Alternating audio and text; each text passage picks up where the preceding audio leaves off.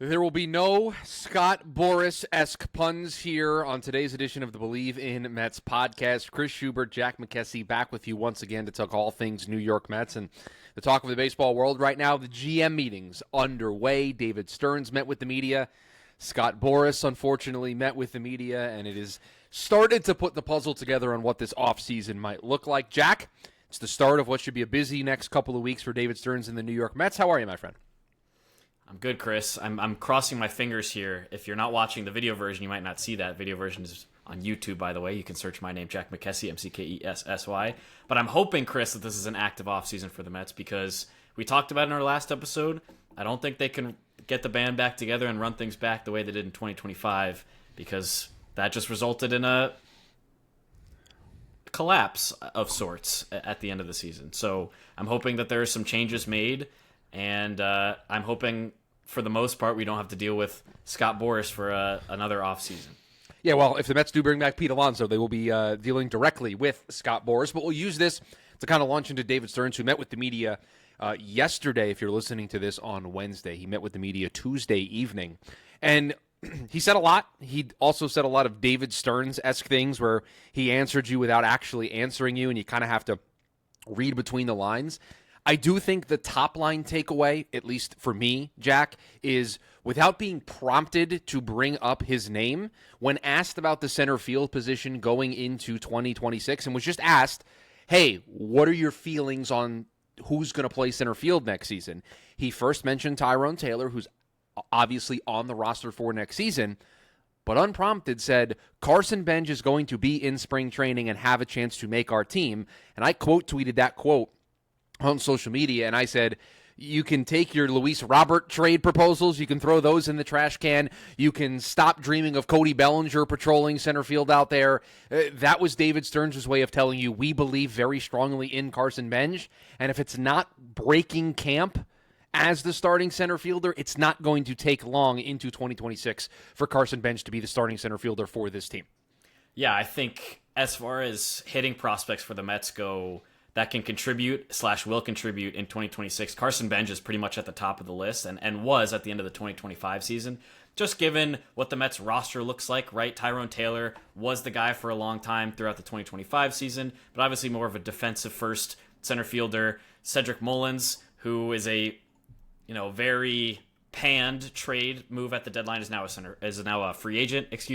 Jose Siri is in free agency now. So the Mets, one of the biggest holes in their lineup right now is at that center field position, and Carson Bench clearly is the easiest fit going forward into the 2026 season and beyond, just based on looking at free agency. A lot of the center field options are 30 years old and older, which is something that David Stearns has tended to shy away from, especially when he wants to give out bigger contracts. And so looking at how aggressive the Mets and Stearns were in promoting the pitching prospects at the end of 2025, we're already getting a sense that he knows what the biggest issue is, the biggest part of the roster that needs to be bolstered in 2026, being center field, and he's going to look for a way to make that move internally, and Carson Bench is like at the doorstep and pretty much ready to make the team if what Stearns' comments on Tuesday were any indication.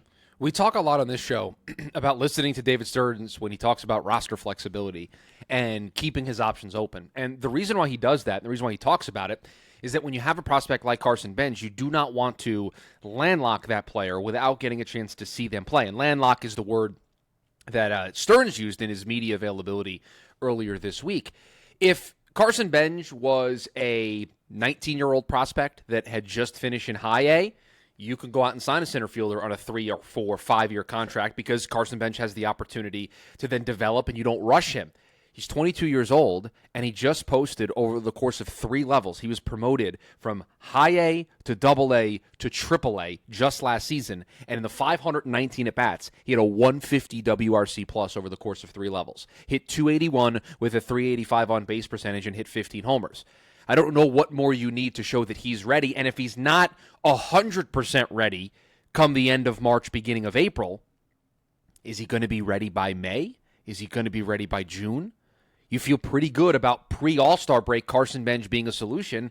So, no, I'm not going to go make a trade for Luis Robert and stick him in center field and now never get a chance to evaluate Carson Bench. Now, you don't do this at every position, right? You got Francisco Lindor locked down at shortstop. If I've got a shortstop prospect, I either got to find another position for him or he's trade bait for me, right? And that's kind of what you're seeing with Jet Williams. They're finding other ways for him to play. But in the case of where the Mets are right now with specifically center field, Tyrone Taylor is the perfect stopgap. Think of it like a bridge quarterback in the NFL when you draft a quarterback in the first round. He's going to play those first couple of weeks, then you're going to hand the reins over to the rookie. Tyrone Taylor can start maybe the first 6 weeks of the season, and then you can turn it over to Bench. But I think the way Stearns told me, if Carson Bench has a good enough spring, the Mets are not going to allow service time to stop them. Carson Bench is going to be the opening day center fielder. And then that shifts Tyrone Taylor into, Jack, a role that I think is best for him, is best for the team. As the fourth outfielder, he can go in late for Brandon Nimmo. He can go in late for Juan Soto defensively. You can rotate him in every, once a week, twice a week and get him some at-bats. He has the decent speed. He plays well defensively. He's the perfect fourth outfielder for your team. And you get a young, energetic, charismatic kid out there in center field that can, we talk about the culture changing of the Mets this offseason. Carson Bench would be a part of that. So I loved that answer from Stearns. I love that he brought him up unprompted. Yeah, absolutely. And it really, when I think about the kind of prospect and like readiness and ability to make the major league roster, the last guy I can remember who had that kind of hype as a hitter was Pete Alonso. And in 2019, it was a similar situation for him back in 2018? 2019 was his rookie campaign, yeah. When there was some uncertainty about whether he'd break camp with the team, but obviously he played his butt off in spring training, and the 2-3 regimes ago decided to bring him up to the major league roster to start the season. And I think there's a very clear path for Bench here, because similarly to that team back in 2019 that really needed a first baseman to kind of bolster the roster, the Mets, we talked about it for a lot of the 2025 season, center field was a weak spot. That's part of the reason they traded for Cedric Mullins at the trade deadline. They didn't really have a strong bat there. Tyrone Taylor, we talked about, more of a defensive guy. Cedric Mullins was supposed to be more of an upgrade than he ended up being, but Bench is a guy in the system, a guy who, like you said, has been aggressively moved up the ranks in the minor leagues and is now sitting at the doorstep of MLB. And as Stearns said, he's right there. The opportunity is right in front of him for him to grab in spring training. And I think, Chris, 6 weeks might even be too much for Tyrone Taylor if Bench doesn't break camp with the team to start the season. Yeah, I mean, David Stearns making it clear that Carson Bench is going to have every opportunity to make this team as the opening day center fielder, or he's in that fourth outfield role, although I don't think they would do that to him as a youngster. He's either the starter or they want him down in AAA, just ready, one call away. But I think the two positions where the Mets are going to take this approach, I think, right, catcher, we feel is pretty locked down with Francisco Alvarez. Shortstop's pretty locked down with Francisco Lindor. I think third is locked down with Brett Beatty, and David Stearns kind of hinted at penciling in Beatty as the opening day third baseman. And that takes care of your infield, right? I think second base and first base are up for grabs. And I think first base could be bringing back Pete Alonso. It could be moving Mark Vientos over there. It could be signing a Cody Bellinger to play first base. It could be trading for somebody in the first base department. It could be signing somebody like a Ty France or Ryan O'Hearn, who have super great defensive upside. All of the different options are there at first base. Second base, it could be Jeff McNeil. It could be Jet Williams by some point in the season. I think first base, second base, and center field are the positions where the Mets have the most fluidity right now. And when it comes to center and second, you have almost, if not already, major league ready prospects that you want to give an opportunity to. Whereas with first base, it feels like you are going to have to go externally. Stearns also talked about Edwin Diaz and Pete Alonso and said all of the customary things that you would expect a general manager to say, that love them being Mets, would love to have them back, have to see where the market takes them. And Jack, I do think this offseason is going to be a breaking point for many Mets fans. I think they are going to make their mind up on David Stearns solely dependent on whether or not Pete Alonso and Edwin Diaz are back. If those guys are gone and they are playing someplace else next year, I think you're going to see a very large anti-David Stearns contingent form if it hasn't already formed. And I think if Pete and Edwin are back next year, I think you're going to see some people's opinions change on David Stearns, and they're going to be the most pro-David Stearns people you've ever seen in your life. That's really, this offseason for David Stearns, is that the opinion of him is going to change based on those two moves. Doesn't matter what he does anywhere else. Yeah, I 100% agree. And that's the thing about being a fan, though, is a lot of fans' opinions are based on emotion. And as far as guys in the last 5 years of Mets history who have given the Mets fandom the most positive emotions, Edwin Diaz and Pete Alonso are like at least top 5, if not top 3, both of them in that, over the whole roster. So it's going to be hard to see either one of them leave in free agency, even though I'm a guy who's okay with letting one or both of them walk if that's what the vision is from David Stearns. But it's still going to be hard and a bit emotional to see the Mets' new home run king, Pete Alonso, leave. The Mets, one of the best closers in Mets history, in Edwin Diaz, leave. So I get it. I think that it's very easy to be a reactionary fan, especially in the age of social media and the internet and hot takes. Like, David Stearns is going to get roasted not just by fans, but I think a lot of members of the media, if either one of them, especially if both of them walk. But I really Bleav in the vision that he has, especially with some of the free agents available at first base. You didn't mention them, but there are a couple guys from Japan that are... One of them has been posted, Murakami, and then there's another guy, Okamoto, who could be posted as well and end up in Major League Baseball next year. There's Josh Naylor. There's relief options that we discussed. So there are other options for the Mets to consider this offseason. So I'm not going to be as devastated as I might have been last year when there was less of a clear option at first base. I think I've been pretty on record on this show of saying, like, if Pete and Edwin decided to leave, or if the Mets decided not to bring them back because they didn't think the value was there, that I wouldn't hold that against the Mets. But I didn't think I finished that sentence correctly, because in thinking about it, it depends on what they do in place of those guys.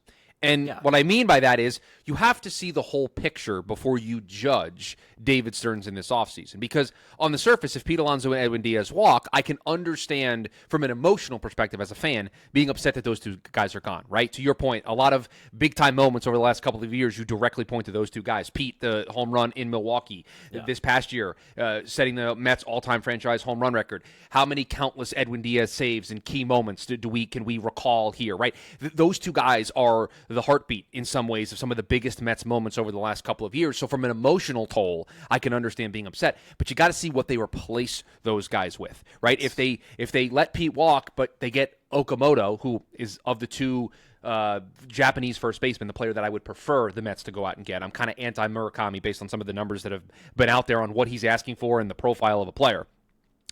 If they do that, and maybe they trade for a reliever that's out there in the marketplace, or they sign multiple relievers, and David Stearns was on record saying he expects to add at least multiple relievers, so that's at least two relievers coming into the fold, right? That's a David Stearns specialty. He's going to add to the bullpen. He's going to add some guy you probably never even heard of. You're going to have to go to the StatCast page and see how good he was last year.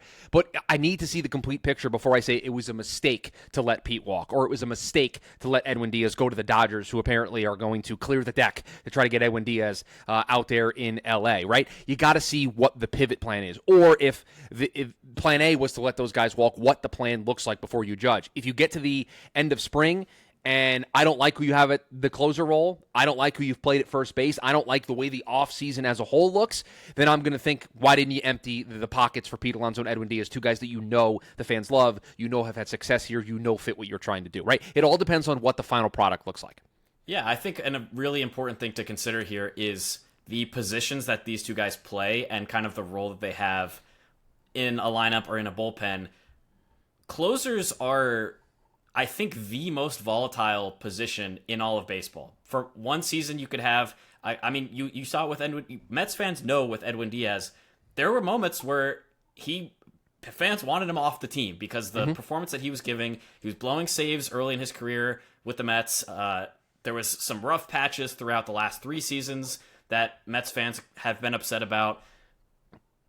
You name the Dodgers. Look at what happened to the Dodgers this past offseason. They signed Tanner Scott, the top name on the market as far as relievers go. One of the best closers in baseball in 2024. Struggles enough to the point that they end up replacing him towards the end of the season with Roki Sasaki, who was supposed to be a starter. So, that's something to consider if Edwin Diaz walks, is maybe he doesn't end up being that great going forward because of the volatility of the position. As far as Pete Alonso, aging first base power hitters are one of the worst long-term projections for a hitter in all of baseball, because power eventually dries up. You saw Albert Pujols in the Angel stage of his career, was not nearly the player that he was with the Cardinals. And I don't think Pete Alonso's there quite yet in terms of like being washed, but you look at the contract projections 4 or 5 years from now, and you're paying him however much he's going to be asking for in free agency once again. There are multiple cheaper, younger options that the Mets could consider that might give them a better chance to win both in 2026 and in the future. Yeah, I just keep coming back to, especially with Pete more so than Edwin, I keep coming back to this idea. They had a chance last offseason to get Pete on a multi-year deal. Yeah. And they chose not to do it. Right. And now he's a year older. So why would the appetite change a year later? Is it just because he hit nearly 40 home runs and drove in 125 RBIs and hit 270? Like, is that the reason why people think now the Mets and Steve Cohen and David Stearns will be like, oh, you know what? We weren't going to give him the long-term deal last year, but this great year that he had, now we're going to give him. No, that's not how Stearns operates. That's not how a good front office operates. They have a value for him. They had a value for him last year. That is now a year into that value. Now, they can take the data from this year and plug it in and see what the new number looks like in their models, but I guarantee you they're going to spit out a value of this is what we feel comfortable paying Pete Alonso if he wants to come back on a multi-year contract. And if he doesn't want to be anywhere close to that number, then I think the Mets are just going to be comfortable moving on. Now, I've long said that I don't think David Stearns is going to be interested in giving out $100 million to a reliever in Edwin Diaz, but I do think it's more likely that Edwin comes back than Pete, because this is the first time that the Mets are dealing with Edwin Diaz in free agency. Unlike with Pete, where with the same owner, with the same GM, with the same team, we just did this a year ago. And so that's why, like, I've never really, and I'm looking at Fangraphs right now, they have his crowdsourced contract at 4 years, $107 million, which is good for like a $27 million, $26.7 million AAV. And I just don't see it. I don't see the Mets being that team that gives that out. Yeah, I 100% agree. I just don't think when you look at the overall season, his numbers might look good, but there was a long stretch, Chris, in the middle of the 2025 year where he was not hitting well. His power was not really there for a lot of the summer months. He had the very memorable early start to the season where he was playing like an MVP, and then he had the very notable end of the season where he had some of the power come back in late August and September. But there was a long stretch where Pete was not playing like the Pete that Mets fans remember, maybe, and that is only going to get worse as he gets older. Those stretches are only going to get longer and less powerful. So I agree. I just don't think, even with some of the numbers that they might plug in, maybe it's a little bit higher than it was going into last offseason as far as what the Mets value him as, but they also have to consider he's another year older. And like I said, old power-hitting first basemen don't get better as they get older. And he's really been the epitome of health, and you have to factor that in of, is there some health luck that's going to go against you when it comes to giving out that long-term contract as somebody ages? Do they not heal from some of those? Like, Pete gets hit a lot on the hands, right? Yep. As a year older, and the more times that happens, now is it, instead of you being in there the next day, you need a week off, right? All of these things are factored in when the Mets are making their decision. Now, as we're recording this edition of the pod, David Stearns is meeting with the media again, and he just told the media that Jeff McNeil is going to see probably less time in center field.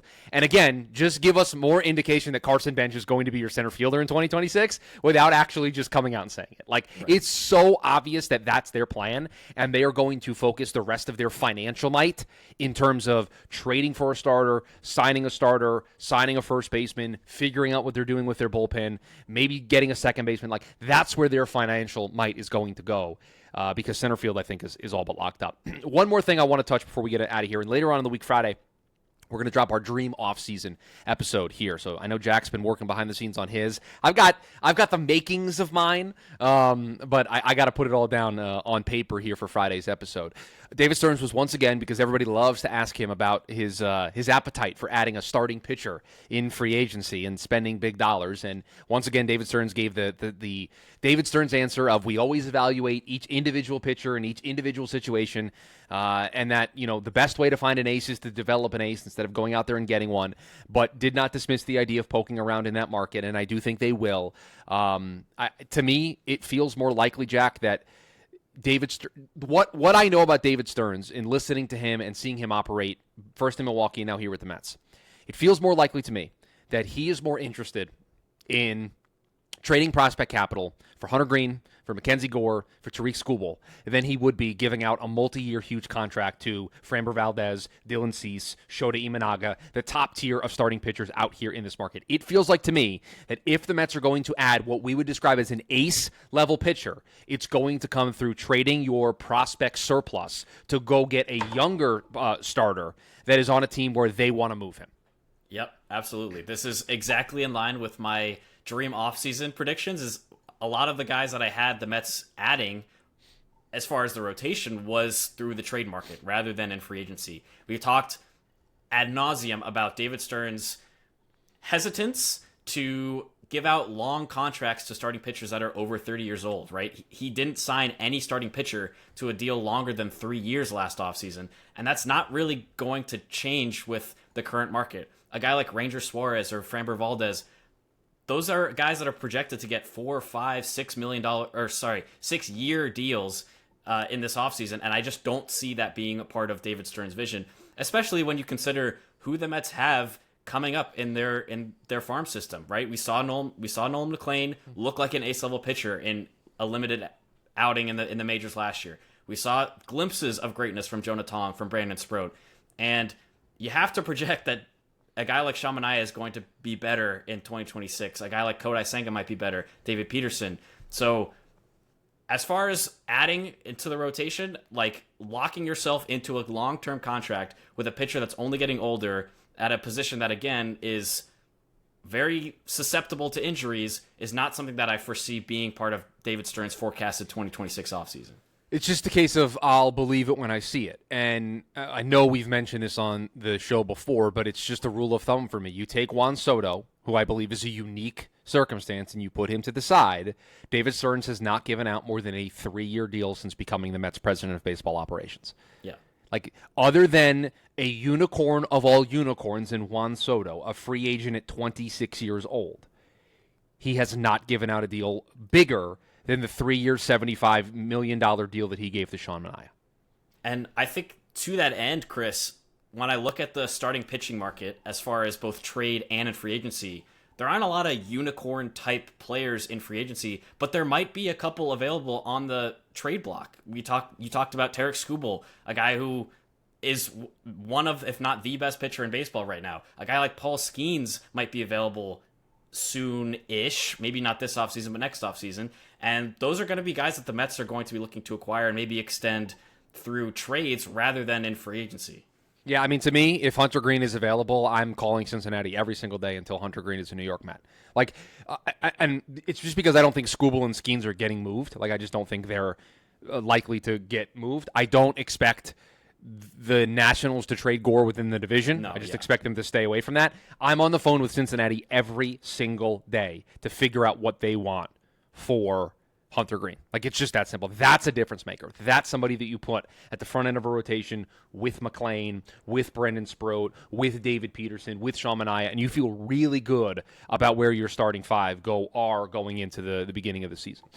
We'll keep everybody updated on what happens as the GM meetings conclude here later on in the week. We are back on Friday with a Dream Offseason edition. You can fully expect Hunter Green to be on the New York Mets as a part of my Dream Offseason based on what I just said.